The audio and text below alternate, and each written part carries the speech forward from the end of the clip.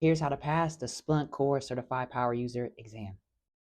Do note it took me only a few weeks to get this certification. I had previously already had experience with Splunk and I had got the core user cert as well, so it wasn't as hard. But if you're somebody that's just starting out, I would definitely, make sure you take your time with this.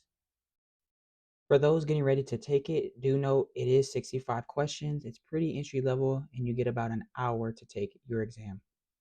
The first thing I did was I installed Splunk.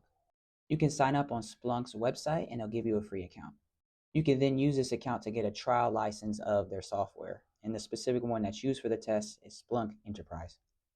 Actually, using this tool helped me out so much. It allowed me to see the user interface for Splunk as a whole. It allowed me to understand different commands and then just see what I'm actually looking at when I'm running these commands or I'm creating dashboards, alerts, reports, the whole nine. Tip 2, I went through a course and I found great practice tests on Udemy. As you see on the screen, these are the practice tests that I took, as well as the course that I used to study for the exam each and every day.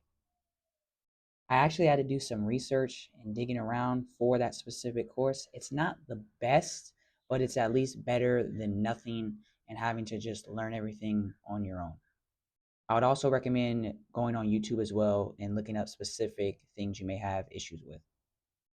Lastly, I took great and detailed notes. I reviewed them and I used AI, specifically ChatGPT. As you see here, these are the detailed notes that I took. You can see all the sections that were covered on the exam. And what I would do is that after I finished each section, I would go on and review my notes just to make sure that it was in my head and I knew the material. I also use ChatGPT to help me take notes as well as break down terms that I may not have understood. And I had ChatGPT break it down to me in a simple format that I can still understand. And this is my go-to ChatGPT prompt when I was studying for Splunk. I'll post a full one in the description below. I hope this information helps because